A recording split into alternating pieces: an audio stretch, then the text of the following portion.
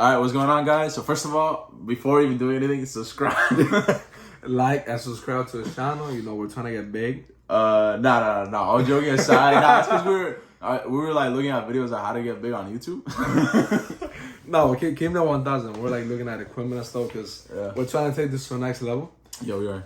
Like, we really are. We're really excited for January. We have a lot of stuff planned, and we're really looking at this channel like, well, we're gonna have to waste like a lot of money now. We're looking at it as a bit of as an investment. No, yeah, like I just feel like if we're gonna do this, I feel like we should give it a first shot, not just cap. Because if you keep capping, you shouldn't expect better results. Yeah, and the quality that we have right now is as good as it's gonna get for like. Yeah, if we don't spend money, this is the best that it can get. And it's not horrible. My biggest thing for this channel was like coming onto a channel and just being like, wow, like these guys look professional. Like if I pull up on a channel, these guys are taking it seriously. Yeah, if I pull up on a channel and the quality's, it's like filming on the potato. Yeah, we're like we're sitting on a bed, we're like in a house randomly. You know what I'm saying? Like is important for us to. Obviously, you gotta start somewhere, but we do want to upgrade. Yeah, for sure. So stay tuned for January. I'm trying to get fired, bro. Good things are on the way. Yeah, so we're gonna get straight to the small forward tier list. It's obviously we've done the point guard and the shooting guard, so small forward's on the way. It's been a little bit of some time between the other two. It's because we filmed this video. Then it got messed up. It got messed up because I recorded like the back camera of the phone. So I feel like the small forwards have a lot of good players in them. I feel like in the 2010 especially, I feel like the small forwards reigned over the NBA. With obviously LeBron, KD, Carmelo, Paul George, Kawhi later on. And I feel like even right now, there's still a lot of good players in that position. So I'm excited to get to the series. Yeah, so let's get straight into it. So Bojan Bogdanovic is the perfect fit for the Lakers. Nah, he's just playing incredible. He's had a really good season. This has been one of the best, if not maybe the best of his career. No, he definitely has gone crazy. Which is great for him. I mean, he's the leading scorer of his team. I feel like the Pistons getting him was kind of weird. I mean, I agree with what you said earlier to me that they got him to trade him later on. Yeah. I feel like he has always like played good. You know, every single team that he has gone to, he has always had a pretty good year. Averaged like 20 points multiple times. And right now, like he better get traded because him being on the team makes no sense. It makes no sense, yeah. But even if it's not to Lakers, we want him to go to Lakers, but I feel like he definitely needs to be in a contending team because he can help out a lot of his shooting and it's just like his experience overall. Yeah. Next, Jabari Smith Jr. So Jabari Smith, especially in the beginning of the season, he was a little bit of a disappointment.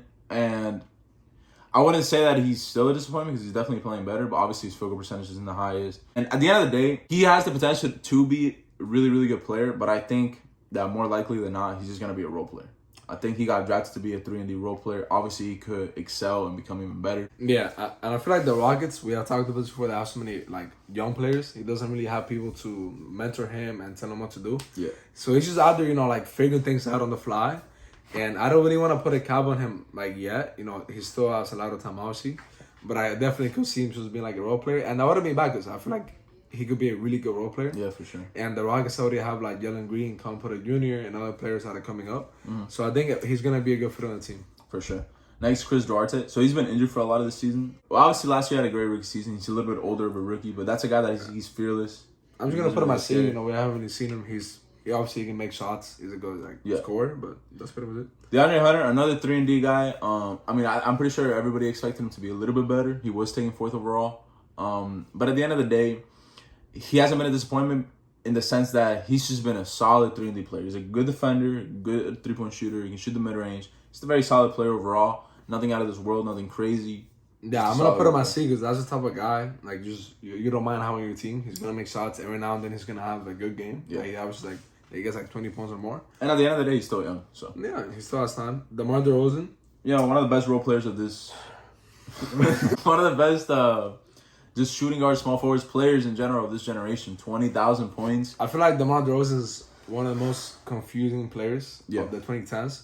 Because if you look at his stats, he has consistently just averaged 20 points or more. And he's always been the best player on his team. We're talking about that. DeMar DeRozan has been the best player on his team like his whole career, basically, pretty much. Yeah. And because we're talking about the possibility of him going to the Lakers if the Bulls decide to like blow it up.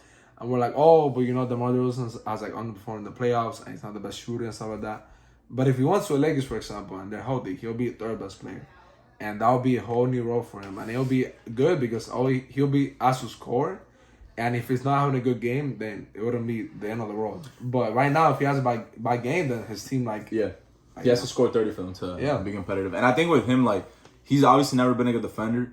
but I think he has good defensive capabilities. Like, he's athletic, and with players like that, and like Russell Westbrook this season, you know, Russell Westbrook has actually played good defense at points this season, and I think with those types of players that have been like superstars, they've never asked to be lockdown defenders.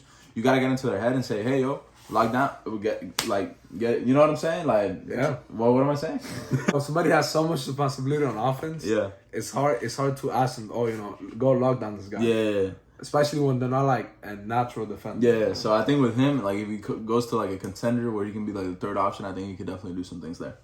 So next, Danny Avdija. Danny Avdija has been a complete disappointment. Straight up, just like keeping it a bug. He's been a disappointment just because he's not, and I think a big part of that might be the Wizards. You know, I was watching the Through the Wire podcast, and they were talking about how the Wizards are either horrible at drafting or horrible at player development.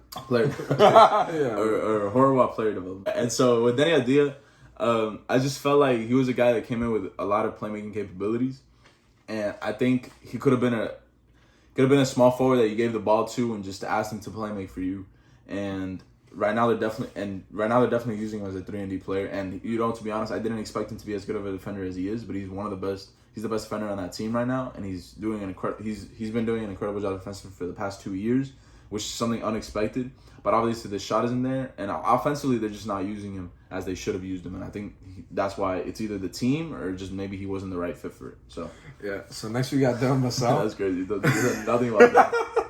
So Devin Vassell, he's a scorer. He's like a 6 man on that team. Obviously, he gets a lot of chances on the Spurs. I mean, I know he's a good shooter. Yeah, he can score in bunches. He has like a lengthy body. You know, it helps him out with driving and shooting over defenders. So I think he's just like a young player that's still like he's a good defender, getting better and better. Yeah. And you have to say, no, he's good. Yeah, Dylan Brooks, he's annoying, but I don't know if he's B. Nah, he's just offensively he has his some nights, but. He's kind of like Marcus Smart. Yeah, he's a sugar. Yeah, he's a sugar, and sometimes he's gonna work out, but sometimes you're not gonna want to play him. He's a good defender, though. He's a pesky defender. He's annoying as hell. I didn't like him stepping over Mike Conley that one time. That was super stupid. Like, bro, Mike Conley was like your vet at one point. It's like you're being like annoying for no reason. Mike Conley's like the nicest guy in the NBA. Like, I know one time against LeBron, they started like pissing him off, and LeBron said too small. Yeah, and it's like, bro, like you're not that good to be talking so much. And I know you're trying to be the villain, but you just come out looking corny. Yeah. Next, Finney-Smith. You be watching the Mavericks. How's he doing this season? But I feel like this season he hasn't done as good. Obviously, he's still a good defender. He's still gonna I don't think he's watched. Well, I don't know, but how old is he? He's not that old. I have no idea. I have no idea how old he is. But I feel like... Bro, when did this dude exist? When did he get drafted? He pulled up to the NBA. It feels like he should spawn into the Mavericks. He's been there ever since. Bro. Just like the stats, and yeah, he's shooting 7% lower and like 5% lower from 3, so he's definitely having a down year, which sucks because he was one of the best defenders, and he was also providing that 3-point shot. Yeah, he's a good great. So that sucks for the Mavericks. Like, Franz Wagner? Man, Franz Wagner's so solid, bro. Super underrated. Yeah, super underrated. Shout out to the Magic. They lost yesterday, but like only by 1 point. No. The Magic have been playing good. Shout out to the Magic for real. You know that's a team that's a young team. I think they've done a good job developing their players. You know, even though they have a lot of point guard depth and big man depth, they've been able to just like kind of succeed with it. Yeah, and Paolo's just good, bro. Yeah, Paolo. Oh, Harrison Barnes, bro, she's like a super like 3-and-D guy. Yeah, like, nothing to say about him. He's in the Kings, NBA champion. Harrison Barnes, bro. The Kings have had. Yeah, I forgot that he was because when I think of him, I think of him like selling against the Cavs in 2016. For real? 2016. He played bad. Yeah, he played really bad in the finals. Everybody was making fun of him. But yeah, I mean, Harrison Barnes has just been in the NBA. He was lucky salty he got traded. The ball for KD. Like, take this out, bro. He got salty at Draymond. He invited everyone on the Warriors to his winning except Draymond. That's like crazy. Nah, because he thinks that it was Draymond's fault that KD came to the Warriors. Nah, it kind of is, though.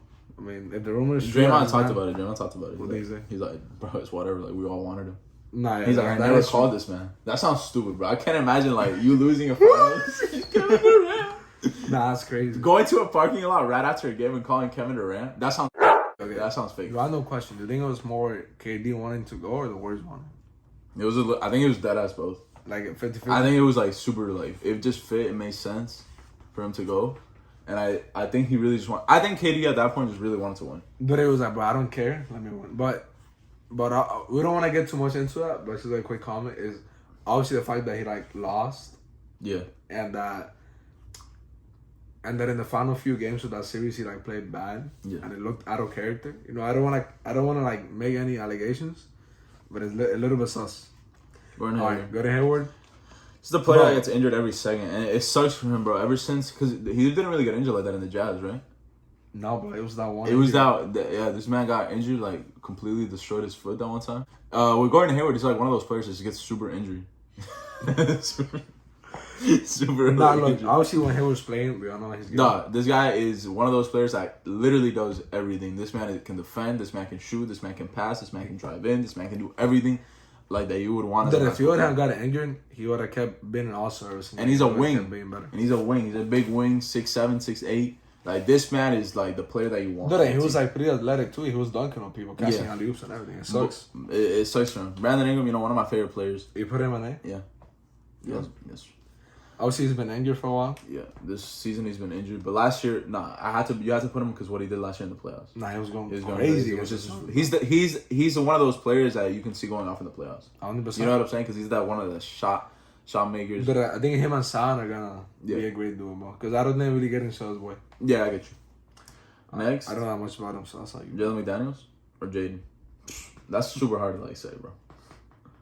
The Timberwolves McDaniels, bro. I don't know which one's who. I'm sorry. No, bro. They're both good. He's They're both getting good. put here, bro. Bro, he's not that though. He's actually good.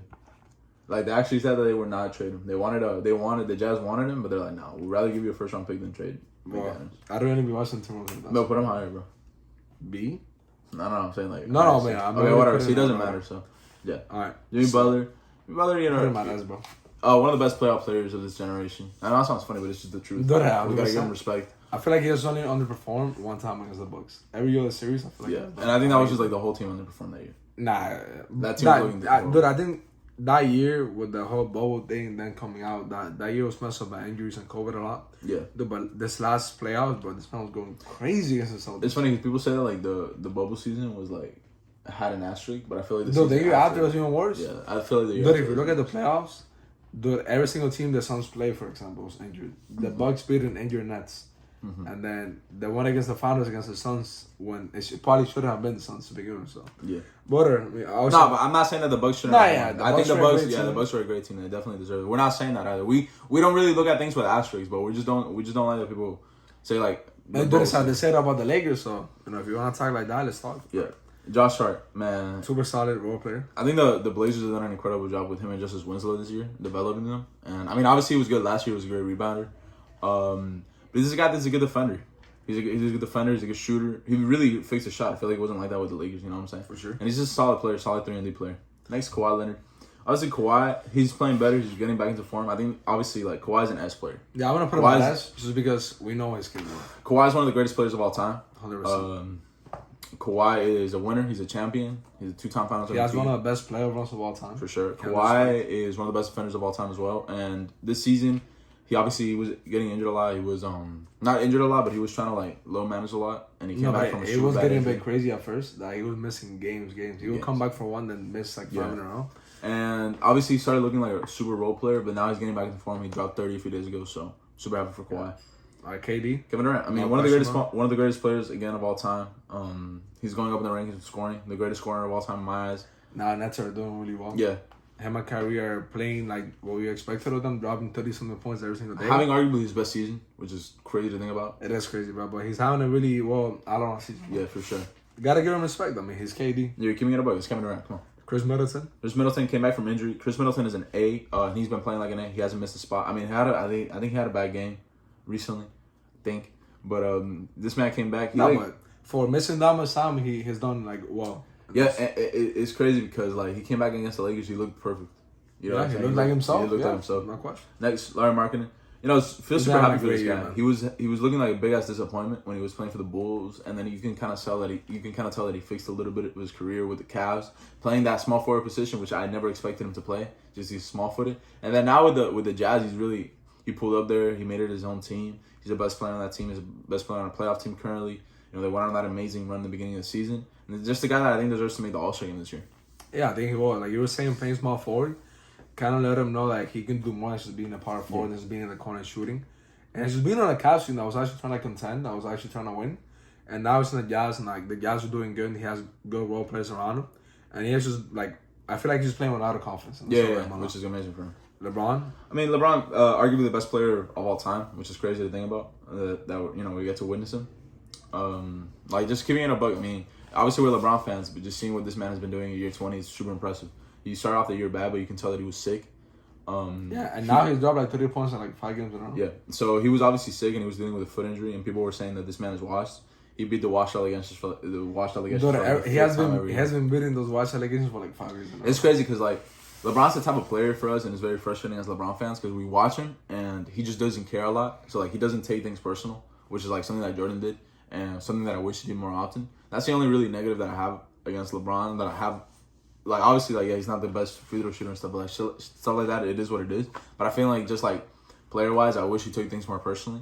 And like this year, for example, like definitely against the Cavs, I feel like he should have taken that game definitely more personally. But I think overall he's had a really, really incredible season. He's averaging 27 points per game. His efficiency is going up again. It's probably like around 48 right now. His 3-point percentage is going up. It's LeBron James at the end of the day. We can't ever disrespect this man. Like, we're really critical of him because we're fans. Yeah, we expect more from him. We watch every single game. But if we're like fans looking from the outside in, and you look at his stats, about like 27 points per game, we couldn't really complain too much. To be honest, LeBron's our favorite player, but we are probably the two most critical people on him. Like when he's playing like dog shit. Gotta keep it a thousand. Yeah, always. Lou Dort. Against Dort's one of the best defenders in the NBA. Lou Dort, his story is really funny because I was watching a story about him in Secret Base. They dropped this video about like when James Harden blocked him. They were saying like this man, I don't know if you knew, but like that year with the Thunder, Terrence Ferguson got injured, right? And he was on a 2-way contract like the whole season, but he was starting. So he had to I heard about that. He was starting, but then he also like had to like play in G League games. That's crazy. So he couldn't practice with the team either. Because he had to be in it with the 2-way people, so he had to like it was a crazy story. He got a bag this season, a little bit of an overpay, but at the end of the day, the OKC Thunder they have money, so they just like one of their players that they really like built up, so they wanted to give him and make him feel like well deserved. At the end of the day, the Thunder are a good organization. They're a great organization, really are, and they always take care of their players. So like I feel like when Westbrook asked for a trade, he wanted to go to Rockets. So I'm like, bro, you deserve it. Mikal Bridges. No, I'll take it off. Yeah. Mikal Bridges, Mikal Bridges is one of the best 3-and-D role players in the NBA. Again, one of the best defenders in the NBA. I know I feel like I've said that a lot, but it's just the truth. But he's actually one of the best defenders in the NBA. Lou Dort is too, but this man is literally like top 3 the DPOY. Yeah, last year he came number 2. And what I've loved about Mikal Bridges this season is he's been able to put the ball on the floor. He's been able to provide more of that playmaking. He said in an interview once that he loves to play make, he loves to pass. And he loves to take more of that opportunity. We're seeing him. He's taking a lot more mid-range shots. He's not just catching and shooting. We're taking threes from the corner, but you think he's going to go in every single time? Every single time. One of the best corner 3-point shooters. Next. Michael Porter Jr. He's been injured for a minute, man. Yeah, Michael Porter Jr., I've never seen a player like him. Because this man, if he gets a 3, he's shooting. Yeah. This might be early, and this might sound crazy, but this man can go down as one of the best shooters of all time. I know that sounds crazy, bro. Man, look at his percentages. This man takes the hardest threes possible, bro. It's not a joke. Like, and they're using him as just like a shooter, straight up. I wish they used him more in the offense a little bit more because I feel like he could provide you with more offensively. And right now they're just using him as a straight up shooter. But I think when Michael Porter Jr., like I be watching his games and it's like some of the most incredible shots that you could see. Like he be catching shooting with a guy in his face and he be taking it. Like, just an incredible, incredible shooter. I think what Michael Porter Jr. has been able to do, basically his career, but especially when he's played this season, offensively is incredible. Man, it just sucks that he's been injured so many times. For sure. And that was like a risk that they were willing to take. No, I remember they got him with like the 10th pick, and he was projected to go higher. I feel like the Nuggets be getting players like that.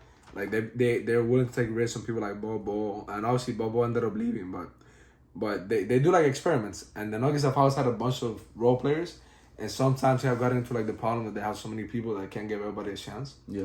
But I hope that MPJ can stay healthy moving forward because obviously with that offense with Jokic and Murray, if all of them get together and stay healthy for a long amount of time, they could be a championship contender. That team had Malik Beasley and Jared Vanderbilt. Yeah.